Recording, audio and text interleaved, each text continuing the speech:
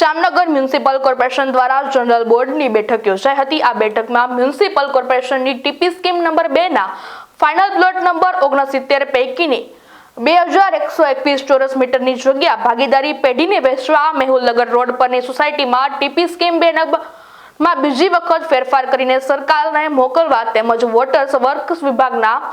20 ને બદલે 25 સબ ઇન્સ્પેક્ટરોની ભરતી સહિતના ઠરાવો મંજૂર કરાયા હતા, જેમાં વિપક્ષ દ્વારા પ્રશ્નોત્તરી રૂપે નવા શરૂ કરાયેલા ડોર ટુ ડોર કચરા વ્યવસ્થાપન બાબતે પીએમજેવાય કૌભાંડના રાજ્ય સરકાર દ્વારા દંડનીય હોસ્પિટલો સામે મ્યુનિસિપલ આરોગ્ય તંત્રની કડક કાર્યવાહી અંગે શહેરના માર્ગોના ખોદકામ અને તેને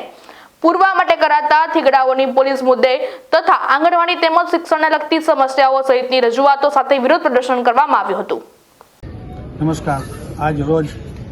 19/12/2025 જનરલ બોર્ડમાં નીચે મુજબના કામોને મંજૂરી કરવામાં આપેલ છે, જે નીચે મુજબના એજન્ડાઓ છે। 17/10/2025 મિનિટ્સને બહાલી આપવામાં આવેલી છે। એજન્ડા નંબર આઇટમ નંબર 2 માં સ્ટેન્ડિંગ કમિટી ઠરાવ નંબર 1470 તારીખ 12/11/2025ની ભલામણ અન્વયે જામનગર મહાનગરપાલિકાની TP scheme JMC final plot number 67 પૈકી 2121 ચોરસ મીટરની જગ્યા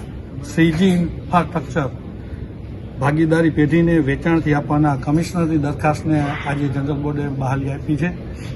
એજન્ડા આઇટમ નંબર 3 જામનગર મહાનગરપાલિકાની આખરી ટીપી સ્કીમ નંબર 2 ની ગુજરાત નગર રચના અને શહેરી વિકાસ અધિનિયમ મુજબ 1976ની કલમ 71 અંતર્ગત યોજનાને સેકન્ડ વેરી ડીપીઓ ફેરફાર કરવા અંગે ટાઉન પ્લાનિંગ અને માર્કેટિંગ કમિટીના ઠરાવને પણ બહાલી આપવામાં આવેલી છે। એજન્ડા આઇટમ નંબર 4 માં સ્ટેન્ડિંગ કમિટીના ઠરાવ નંબર 1540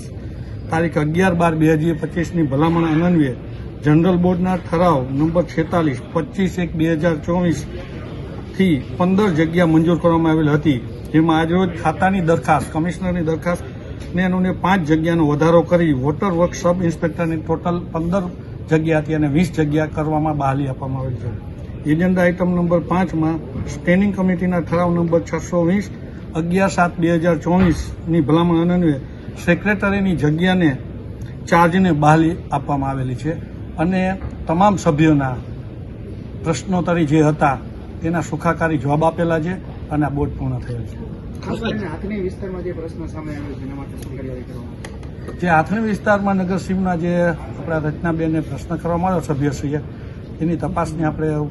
કમિશનર સાહેબને વાત કરેલી છે, ડીએમસીને વાત કરેલી છે, તેનો સર્વે કરી અને ખરેખર યોગ્ય કાર્યવાહી કરવાની થતી હોય તો એમાં પૂરતું ધ્યાન આપી અને આગળની કાર્યવાહી હોસ્પિટલ કૌભાંડ મુદ્દે શું કહેશો? જામનગર મહાનગરપાલિકા વિસ્તારમાં આવતી જે હોસ્પિટલમાં આયુષ્યમાન કાર્ડની જે આ 2 હોસ્પિટલોમાં કૌભાંડ થયા છે એના દ્વારા આપણા આરોગ્ય વિભાગ જ એનું સંચાલન કરે છે, એમાં શું કાર્યવાહી કરવામાં આવે? આરોગ્ય વિભાગ દ્વારા જે તે સરકારે બધી એમને સીલ કરેલું છે, એમના ઉપર લીગલી રાજ્ય સરકાર દ્વારા પણ જે કાર્યવાહી થતી હતી એમાં આપણું આરોગ્ય ખાતા સાથે રહી અને એમાં જે થતી હતી એ આ કાર્યવાહી કરવામાં આવેલી છે અને અત્યારે પણ કાંઈ જો એવું અયોગ્ય તો એની ચોક્કસ ખાતરી આપીએ છીએ કે આપણા જામનગર મહાનગરપાલિકાએ આમાં કઈ રોલ ભજવ્યો જ નથી। જામનગર મહાનગરપાલિકાનો અમારો ડાયરેક્ટ રોલ ન આવે, આરોગ્ય ખાતા દ્વારા આવે અને આરોગ્ય ખાતા દ્વારા અમે જે તે આરોગ્ય ખાતાના અધિકારીઓ છે એને સૂચના આપીશું કે આમાં પૂરતું ધ્યાન આપે અને આમાં કોઈ પણ અયોગ્ય થયો હોય તો જે નિયમો મુજબની કાર્યવાહી થતી એમાં સહયોગ કરે। અને હોસ્પિટલની તપાસ કરવામાં આવી કે નહીં? બીજી હોસ્પિટલમાં આવી રીતના ચાલુ છે કે નહીં? ના, એ અત્યારે અમે જાણમાં નથી, બીજી હોસ્પિટલમાં શું ચાલે છે આ તો ધ્યાનમાં આવ્યું એટલે અમે તપાસ કરેલી હતી। અને બીજું આ જે બંને હોસ્પિટલના સીલ જે આયુષ્યમાન કાર્ડને અંતર્ગત આવતી હતી એને અત્યારે બંધ કરવામાં, એના હિસાબે જે જામનગર શહેરમાં જે ગરીબ લોકો છે એને હાલાકી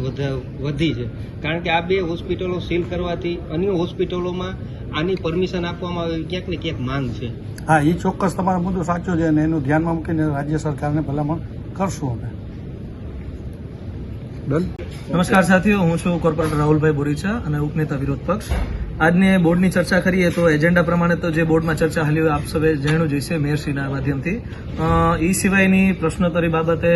મારા સાથી સભ્ય વિરોધ પક્ષમાંથી ઘણી બધી પ્રશ્નો આવેલા હતા, જેમાં જેનબબેન ખફીએ આખા જામનગર વિસ્તારમાં ચાલતા ડોર ટુ ડોર કચરાની બાબતમાં થતી અસગવડતા જે હાલાકી ભોગવવી પડતી હોય છે પબ્લિકને, એ બાબતે ચર્ચા કરી. બરોબર છે. સાથોસાથ મારા સાથી કોર્પોરેટર રચનાબેન નંદાણીએ રજૂઆત કરી છે કે ભાઈ એમના વિસ્તારમાં ઘણી બધી જગ્યાએ નદીના પુલની બધી આવશ્યકતાઓ છે અને બાળકોને શિક્ષણ માટે થઈને ન લેવા પડે એવા રસ્તા તરફથી જવું પડતું હોય છે. એ ઉપરાંત મારા દ્વારા પણ ઘણી બધી એવી રજૂઆતો કરવામાં આવી કે જામનગર મહાનગરપાલિકાની હદમાં આવેલ અનેક ઢોર ડબ્બાઓ અને રસીકરણ ખસીકરણ જે અભિયાન ચાલુ છે એમાં ઘણી બધી ગેરરીતિઓ છે અને જે તે કંપની દ્વારા જે કામ હાથ ધરવામાં આવે છે એ વ્યવસ્થિત રીતે ચાલતું નથી અને એક કન્ટિન્યુઅસ પ્રોસેસ બની જાય એવું છે અને કાયમીના માટે મહાનગરપાલિકાને બહુ મોટા પૈસા ચૂકવવા ભોગ બની પડે છે. સાથોસાથ બહુ મોટું એક ગેરરીતિ મેં જાહેર કરી છે કે જામનગર મહાનગરપાલિકા દ્વારા સંચાલિત જે સ્કૂલો છે એમાં પટાવાળા તરીકેની કોઈ પોસ્ટ રહેતી જ નથી અને તેમ છતાંય ગુજરાત સરકારના ગાઈડલાઇન્સ વિરુદ્ધ જઈને જામનગર મહાનગરપાલિકાની શિક્ષણ સમિતિના સભ્યો અને ચેરમેનો દ્વારા આ વસ્તુની પટાવાળાઓની ભરતી કરેલી છે અને એમને પગાર પણ અનેક વાર ચૂકવેલો છે અને જે બધો બોજો અલ્ટિમેટલી જામનગર મહાનગરપાલિકાની જનતા ઉપર જ આવે છે અને આ બોજાની અંદાજિત રકમ 12 કરોડથી વધારે થાય છે. રકમ તો અંદાજિત 45 કરોડથી ઉપર હતી પણ જે તે ફરિયાદી દ્વારા નેગોશિએટ કર્યા પછી આ રકમ 12 કરોડ ઉપર આવીને ઉભી રહી છે, જે બધો જ બોજો જામનગર મહાનગરપાલિકાની પ્રજા ઉપર આવશે. આ ઉપરાંત હજી એક વિષય બહુ ઉછળ્યો હતો કે જામનગર મહાનગરપાલિકાની હદમાં આવતી 2 હોસ્પિટલો કે જેમાં આયુષ્માન કાર્ડની ગેરરીતિઓ સામે આવી હતી અને ખાલી ને ખાલી મીડિયાને પ્રશ્નોને કહેવાય કે ઠેકાડી આપવા માટે થઈને મેયરશ્રી અને શાસક પક્ષના અધિકારીઓ દ્વારા એવો જવાબ દઈ દેવામાં આવતો હોય કે અમે એના ઉપર પગલાં લેશું, પણ હકીકત વાત એ છે કે સ્થળ ઉપર તો આવી કોઈ પણ જાતની કાર્યવાહી કરવામાં આવતી જ નથી અને હજી સુધી શાસક પક્ષના કોઈ પણ નેતા કે જે જવાબદાર અધિકારીઓ દ્વારા એ હોસ્પિટલની મુલાકાત જ નથી લેવામાં આવી અને જે વ્યક્તિઓ અહીંયા જવાબ આપતા હતા ને એમને આખા વિષયની જાણ પણ નથી. બીજા કોઈ પ્રશ્ન હોય તો? ખાસ કરીને જે આરોગ્ય શાખાની અંદરમાં કોઈ હોસ્પિટલ કે જાતા જ નથી, એનું કારણ શું હોય? આરોગ્ય શાખાની જે મહાનગરપાલિકા દ્વારા સંચાલિત મહાનગરપાલિકા દ્વારા જેટલી સંચાલિત થાય છે પણ એમાં કોઈ પણ હોસ્પિટલમાં ક્યાંક ને ક્યાંક સુવિધાની ઉણપ હોય જ છે, પણ આરોગ્ય શાખા એમાં ક્યાંય ઇન્વોલ્વ થતી જ નથી અને હાથ ઊંચા કરી દે છે ગમે ત્યારે. એનું એક બહુ મોટું કારણ એ છે કે આપણા જામનગર મહાનગરપાલિકાના આરોગ્ય અધિકારી જે MBBS ડોક્ટર હોવા જોઈએ તે હકીકતે છે જ નહીં અને એના બદલેનો કહેવાય કે વર્ષો જૂનો ચાર્જ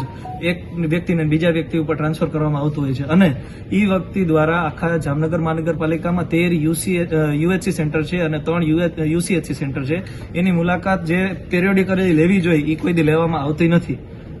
પદાધિકારીઓની નબળાઈના કારણે આ કોઈ હોસ્પિટલો કે આરોગ્ય તંત્ર ઉપર કોઈ પકડ ન હોય એવું લાગે છે? પકડ નથી, જેનું કારણ એ છે કે આવી ગેરરીતિઓ